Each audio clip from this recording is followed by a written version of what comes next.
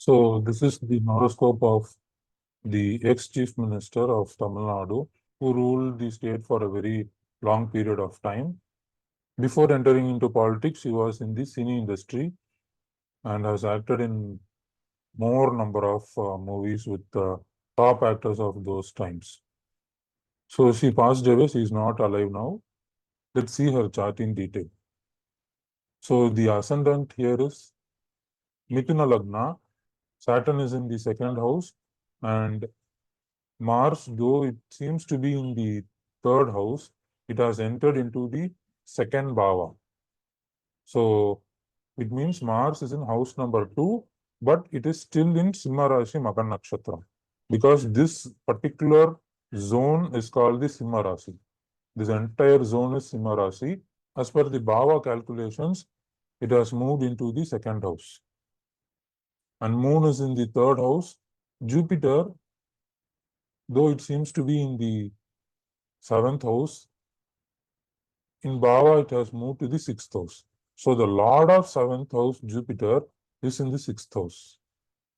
And Sun, Mercury is in the ninth, no movement in Bhava chart. Venus is in 10th, Rahu is in 11th, and Ketu is in 12th. So these are the chart position. These are the planetary positions in the chart. Sugan is asking, what is AL? AL is called the Ardha Lagna. It is mostly of the same degree with the ascendant Lagna. It is not a separate planet. It will have the same 17 degree, 26 minutes. And Upapada Lagna is also something of same type. AL is Ardha Lagna, which means how the world actually sees you. It is not very important as the primary Lagna, that is the ascendant. It is just an additional component. The underlying planets are retrograde actually. Saturn, Mars, and Mercury. 3 planets are retrograde in our chart.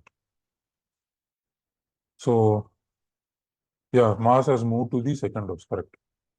So, let's see what Sage Brihu and Sage Parashara has to say about planets placed in various houses for this person.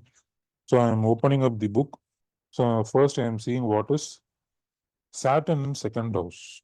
Saturn in second house, the Maharishi says, the native will remain in want of money, that is financial stringency, and will have 2 wives.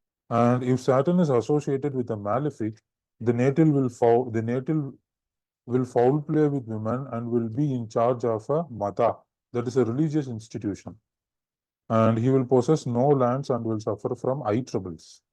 If we connect with the Sanskrit text, the actual translation is Daridrayam, which means the native will have a Daridra combination, that is having very less amount of money.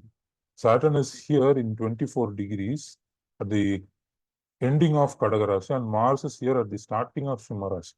So it is only 6 plus 2, 8 degrees away from Mars. So which means Saturn is afflicting Mars and Mars is on the whole afflicting Saturn. So in general, we are coming with an output that Saturn is getting afflicted by Mars. But on the other hand, we can see Jupiter is aspecting Saturn. So definitely she will get some guidance with regard to money. Combinations of 2 planets being near together is more than Jupiter's aspect. The aspect is not going to change the entire combination. Saturn is still afflicted here because Saturn is in its enemy sign and it is very close to Mars. But because Jupiter is aspecting such Saturn, there will be a time given so that she is able to grasp with those things and try to be correct as per her horoscope. Now, let's see what is Mars in the second house, because Mars has moved to the second house in Bhava. So let's see what is Mars in second house. So Mars in second house, the Rishi says the Mars in second house, the native will have no education but will gain wealth. If Mars is with the Lord of sixth house, the native will suffer from eye troubles such as cataract, defective eyesight, blindness, etc. But this may not happen, or the native may recover from eye troubles if the above combination is aspected by a benefic such as Jupiter or Venus. So Jupiter is aspecting Mars, but Saturn is also afflicting Mars. So there is a chance that the person will have some eye problem. And we know that she always wears a specs. So, but the eye trouble is not so serious for her because there is a benefic aspect, and the Maharishi himself says that. If Mars is in one of his two signs, that is Aries or Scorpio, or if it is exalted, the native will be well educated and will have a good eyesight. But here, native is not in such combination. Mars is in its friendly sign only. If Mars is in conjunction with a malefic, is in the house of a malefic or aspected by a malefic, the native will suffer from eye troubles. So finally, the Maharishi says if there is malefic combination with Mars, there will be problem with the eyes.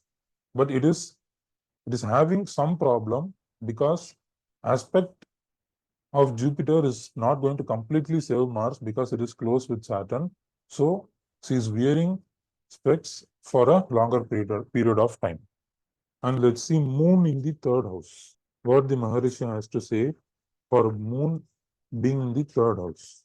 So if Moon is in the third house, the native will have average number of sisters. He will suffer from rheumatic troubles. His agricultural output will be negligible and he will be unfortunate. In his 24th year, he will get punishment from the government, as a result of which he will have to suffer loss of wealth. He will lose his cattle wealth. He will be a backbiter, but intelligent, and will have a good number of brothers.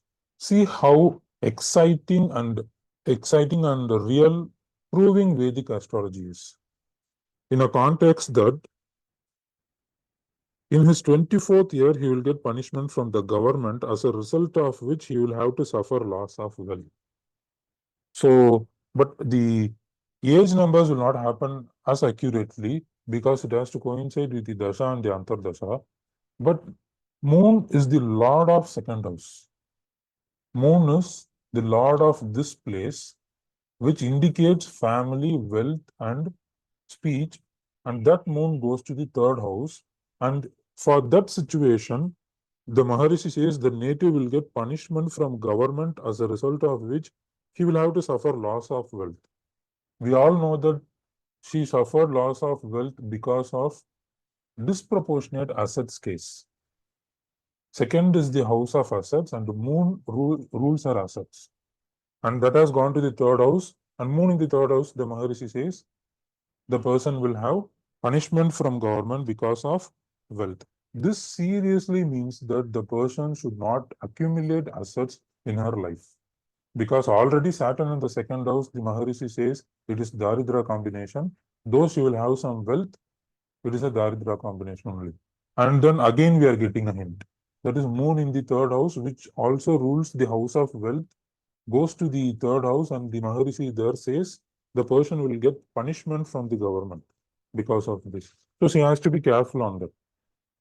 But this Moon is a full moon, though it is afflicted by Mars and Saturn. There is a saving grace for this Moon still, but the stack-up combinations make her that she has to be very, very careful because the Maharishi has entered very seriously for this. And let's see what is Ketu in fifth house. So the native will have no children or suffer loss of children due to wrath of serpent god. He will have children after conducting puja of Naga Pratima. The native will suffer from windy diseases and indulge in sinful deeds. He will suffer from the wrath of king and will live in undesirable places. So here, Ketu is in the fifth house, and we can see Saturn is aspecting Ketu 75%. Rahu is aspected 98%, and Ketu is aspected 75%, and Mars is also aspecting Ketu. And 75 is the minimum aspect range that is required for a planet to aspect another planet or any other house. So both Saturn and Mars are influencing Ketu. So this again the Maharishi hints that he will have children, the native will have no children or suffer loss of children, which means that in such case, when Ketu is in the fifth house, there is some Putra dosha, and when it is aspected by two natural malefics, Saturn as well as Mars, this goes to the extent that the native will have no children, and the remedy is actually to adopt the children, adopt a child. And he will suffer from wrath of king. Look at this. The Maharishi again says he will suffer from the anger of the king and will desire and will live in undesirable places. The person will live in a place where she doesn't like to live. We generally, normal humans, we don't like to live in hospitals, prison, or any other place where, like a very hot place, like in a terrace in the mid-noon. These are actually undesirable places. And we know what happened where she was put in an undesirable place. Now we will see Jupiter in the sixth house, because Jupiter seems to be in the seventh house, but in the Bhava chart, it has moved to the sixth house. I'm doing this research because the date of the time of birth is accurate, and I have seen this chart personally. I have seen the birth details written, and I have also consulted this person before not 8 years, more than that. Before 10 years, I think. Yeah. Sugandhesan says, sir, is Jupiter the Lord of seventh? Yes, Jupiter is the Lord of seventh. It is in Dhanusha Rasi only, but for counting purposes, Jupiter moves to sixth. So we should read seventh Lord in sixth, 10th Lord in sixth, and Jupiter in sixth. So that's how we should approach here. So now let's see what is Jupiter in sixth. The native will destroy his enemies. Whatever the Maharishi says in the first line, this will fetch more importance in Brihasutram or Brihat Parasara Horasal system.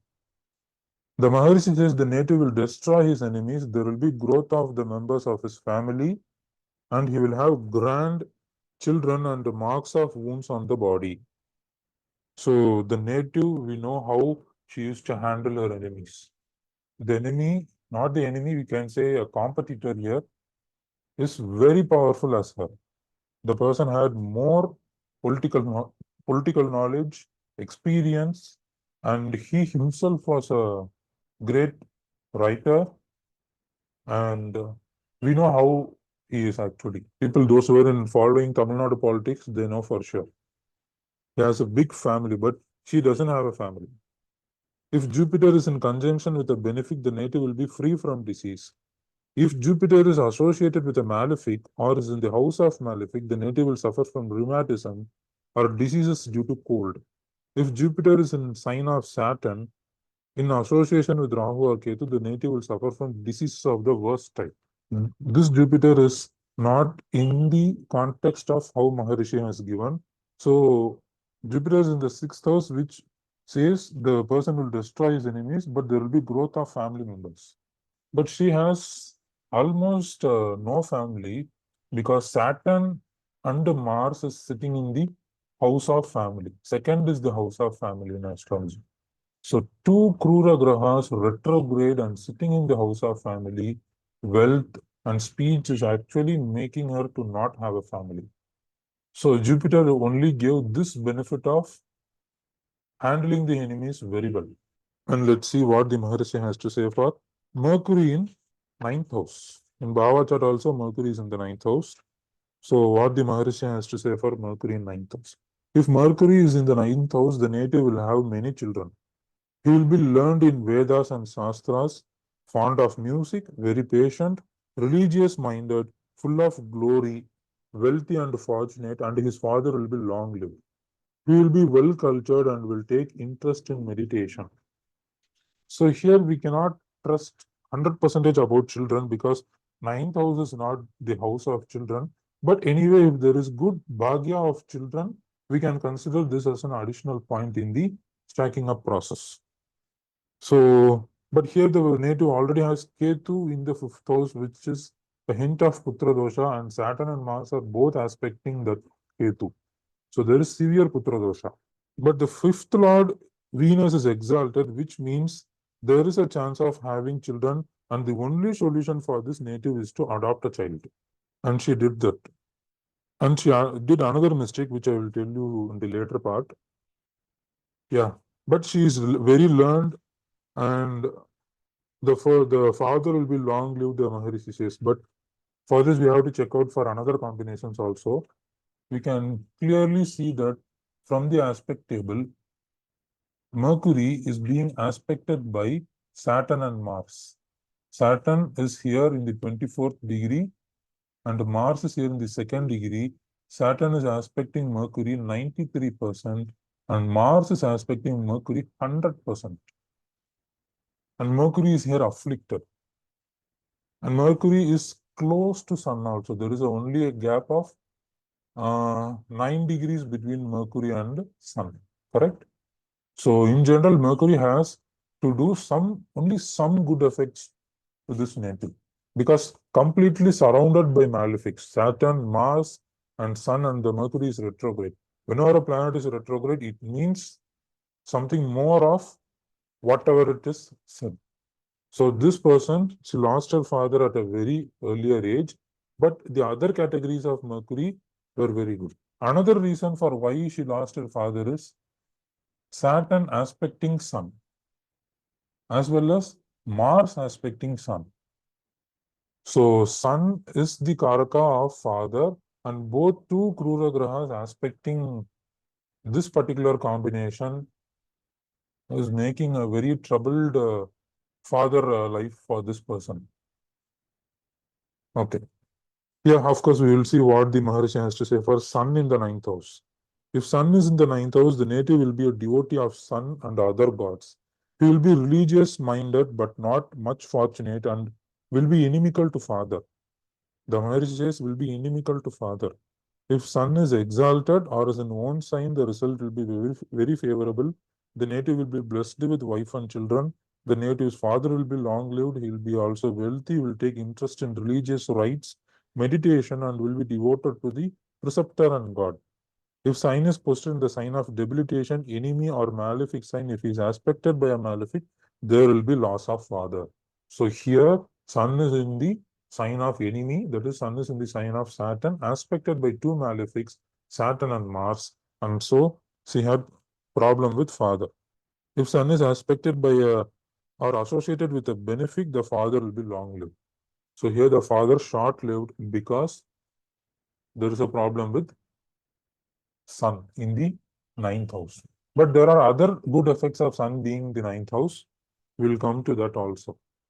The first word the Maharishi says is, if Venus is in the 10th house, the native will be full of glory. Glory means fame, and she will be praised everywhere.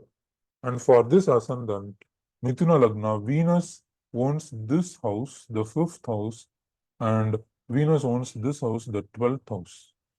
And the Mula Trikona sits here, which is a very important sign. That is, Mula Trikona sits here in the Tula Rasi, and the lord of that sign is exalted. So the Maharishi Parashara says that 5th lord Venus is the only benefit for Mithuna Lagna, and that planet has gone to a very good position in the 10th house where it gets exalted. And also we can see in Shadbala that Venus is very strong. And Venus is also aspected by Jupiter. Jupiter is aspecting Venus 90%. Most of the astrologers who use finger counting method, they used to say Jupiter is here and Venus is here, how Jupiter will aspect Venus. But Jupiter is here actually. It is in the second degree of Sagittarius. And Venus is in the 21st degree. It is here. So Jupiter's 5th house aspect will fall here on Venus, and Jupiter will aspect Venus of 90 degrees. So there is an aspect. If you are going to do finger counting method, you will say Jupiter is not aspecting, which 95%, which not even 95, more than that percentage astrologers used to do. Because many people born will have Venus in the 10th house for even for Mithuna Lagna, but when it is further aspected by a benefic like Jupiter, the tendency of good things that is about to happen for Venus increases manyfold. So Venus in the 10th house, the native will say, the Maharishi says the native will be full of glory. If Venus is associated with a malefic, the native will have difficulties. Here Venus is not associated with malefics. We can see from the aspect table that both Saturn and Mars are not aspecting Venus. It is less than 75%. And yeah, if it is aspected, the native will have troubles and difficulties. If Venus is associated with Mercury, Jupiter, and Moon, the effects will be as under. The native will enjoy the comfort of many conveyance. He will perform religious ceremonies of many kinds. He will enjoy worldwide reputation. He will enjoy many Raja Yogas. He will be very fortunate and talkative. So when this combination happens for a Mithuna Lagna person, this is very, very good. No other further planets are damaging this Venus anymore. So this is actually a very good combination. So let's see the final planet here, Rahu. Rahu in the 11th house. The native will be blessed with children and wealthy. That's all. That's the only line the Maharishi has to say. Okay. The person was, of course, wealthy, but children, which we cannot completely say based on this, because children is actually 5th house. So if there is a Bhagya in the 5th house, definitely there is going to be, this will become an additional point. So we have covered the good and bad effects of planets being in various houses. Now we are going to Brihat Parashara Horasastra, the key book of astrology. So before that, we will see what are the good and bad planets for this ascendant. The first good planet is Venus, because it owns the 5th house as well as 12th house. For those who are born in this ascendant, Venus is the only good planet. And then the bad planets are Mars. Mars is the first bad planet. And the second is Moon. Moon owns the 2nd house, which is a Marakasthana. And the third bad planet is Saturn. The third bad planet is Jupiter, because it attains Kendradipatya dosha because it owns the 7th house and 10th house. And then the planet which is neutral or very less benefic is Saturn. Here. And Sun is also said to be a bad planet for this ascendant. So except Venus, all the other planets are bad, but the degree of bad ranges from this order. Mars is very bad, next is Moon, next is Jupiter, next is Saturn, and then Sun. Or you can say Sun and then Saturn. So these are the good and bad planets for this ascendant. Now let's see lots of houses for different houses. Now this particular sign, which is the ascendant, is the first house, and the lord of this house is Mercury. Okay. Now this Mercury has gone to the 9th house here. So we should read first lord in 9th house, and this region is also owned by Mercury, and we should see 4th lord also in the 9th house for this native. So let's see what the Maharishi has to say for 4th lord in the 9th house. So I am moving to Brihat Parashara Horasastra, effects of the Bhava lords, where I am going to read first lord in the 9th house. So if the ascendant lord is situated in the 9th house, the native will be fortunate, dear to people, devotee of Vishnu, skillful, eloquent speaker, and will be endowed with wife, sons, and wealth. The Maharishi says generally the person will be good, like having a good life. Wife, son, and wealth, okay, we can say, we can add it as a stack-up point, unless it is getting connected to the house of wife and children. So 4th lord in the 9th house, the native will be loved by one and all, be a devotee of God, virtuous, honorable, and blessed with every kind of happiness. So 4th is actually the house of happiness. And 4th is also the house of mother and also relatives, Kula Devata. So 4th lord in 9th house, the Maharishi says it is actually good, will be loved by one and all. This corresponds to a particular fame, and to be loved by one and all is very important for a person to be in politics, because you need the vote, correct? Devotee of God. Yes, she was a devotee of God. And she used to say this word, Ondre Kulam Uruvane Devan. Though the basic ideology of her parent party comes from there is the saying that there is no God. Virtuous, honorable, and blessed with every kind of happiness. Okay. Now we will see second lord in third house. Moon is the second lord, and it has gone to the third house. Second lord in the third house, the native will be man of valor. Valor means courage. Be wise, virtuous, lustful, and miserly. Will have these effects when the lord is related to a benefic. If it is related to a malefic, the native will be a heterodox. So the Maharishi basically says the person will be very courageous. And third is the house of courage. And we know how courageous this person is. And second is also related to the house of speech. And we know how by speech she can show her courage. And of course, this moon is connected both with malefics as well as benefic, but there is more malefic influence only.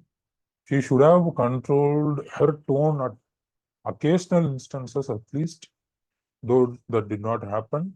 In places where you need to raise your voice, definitely you can do that for this person, but giving out too much voice and accusing people is not the right idea for this person. Okay.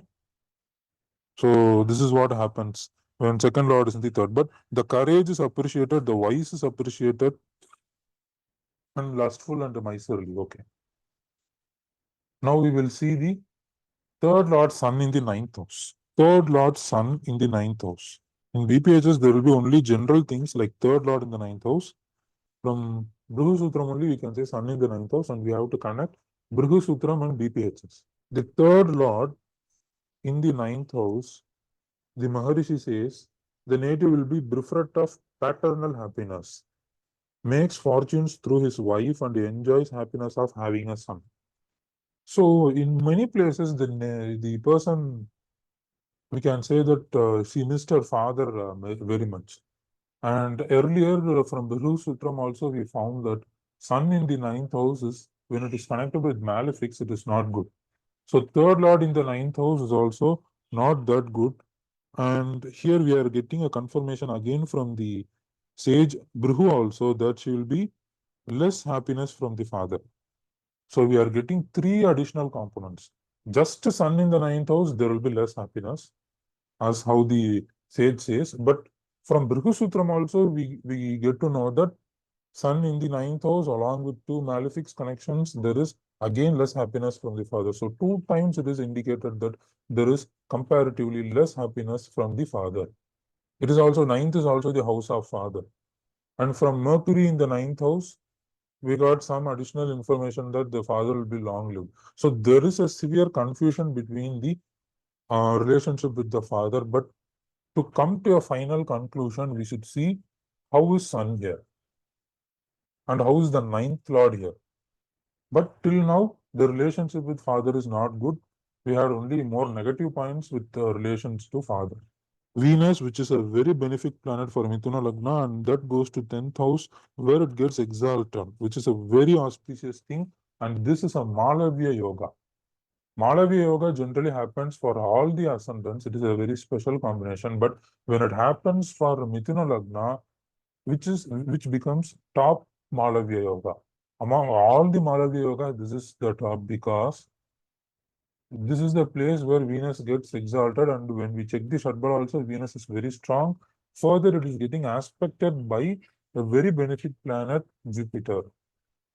So this Venus is going to be extremely favorable for her. This made her into the profession of acting. We know how she was a stardom actress for a very long period of time. So let's see what fifth lord in 10th houses. Fifth lord in 10th house. BPHS page number 303. The Maharishi says, should the fifth lord occupy the 10th house, the native will be blessed with Raja Yoga, governmental favor, and various pleasures, and will be very illustrious. So it is not just to fifth lord in 10th house. The fifth lord goes to 10th house and then it gets exalted there. and it has various plus points also. So this person has more yoga of having a governmental favor. And we know that second longest CM to rule Tamil Nadu till date. But there are other combinations also. The person which we already saw, that is Saturn in the second house is a bad combination for wealth. Moon in the third house, again, it is not a good combination. The person will get suffering from the government because of wealth. And Ketu in the third house, the native will have an anger from the government. So again, we have a mixed up combination. So I will just try to elaborate how we should take this further.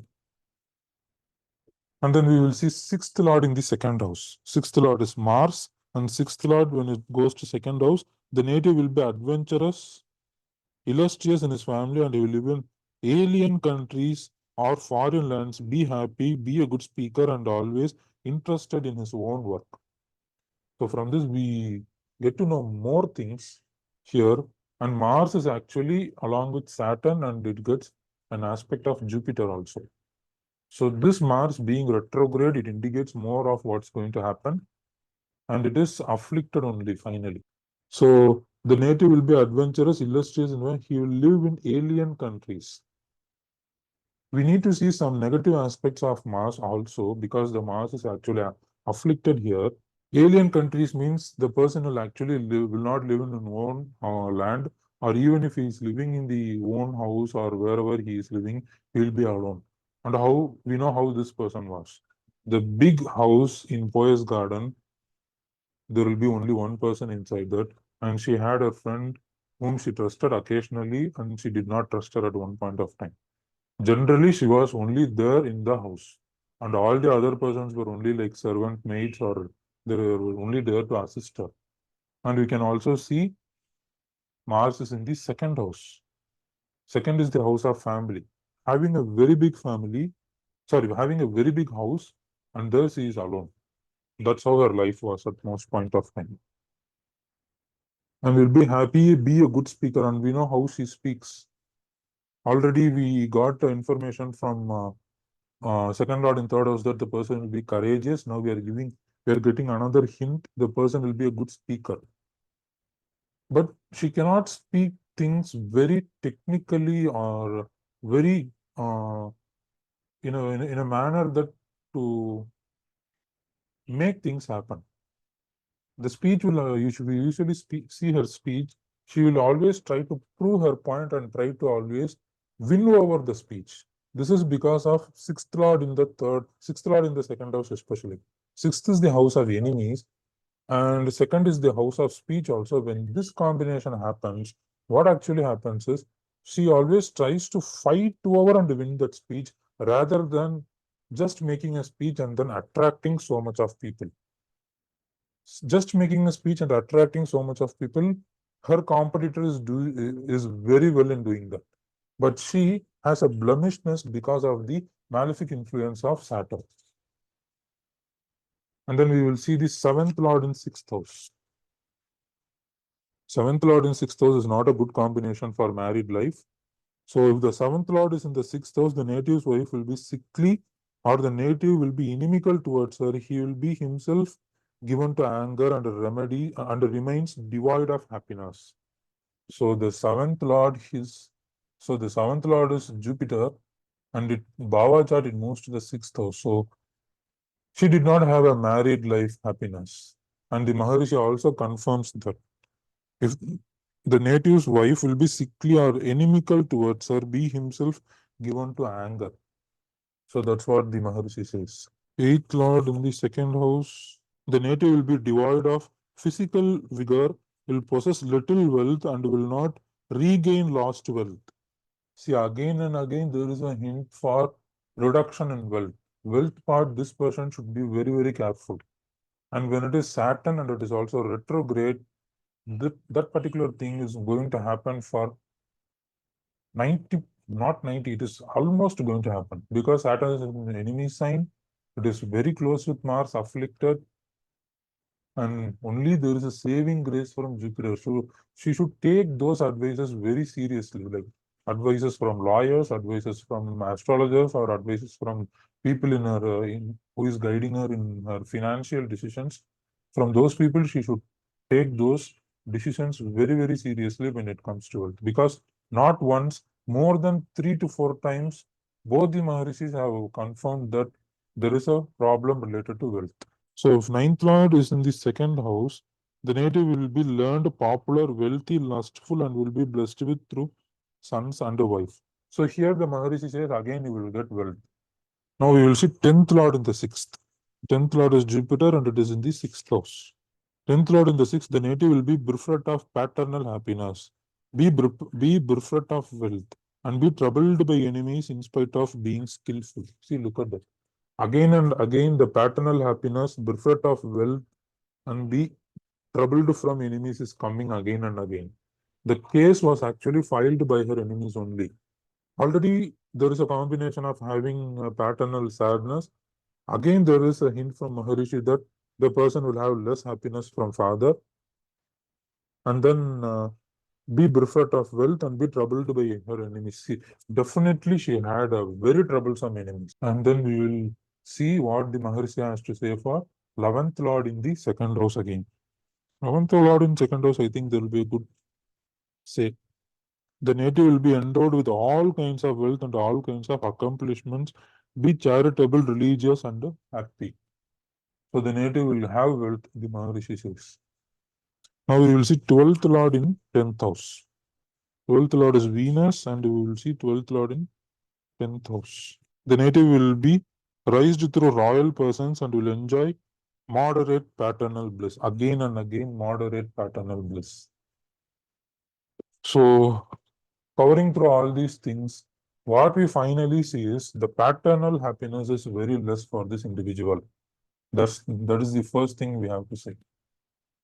And coming to the overall analysis from what the Maharishi has said, and through the aspects and the strength of all the other planets, from the time she was born and when she entered the industry, in the cinema industry, she was actually going through Venus. Venus is the planet for cinema, and fifth is the house of cinema. So when fifth lord Venus goes to 10th house, where it gets exalted, and then having an aspect of Jupiter here, and there is no other malefic influence of Venus.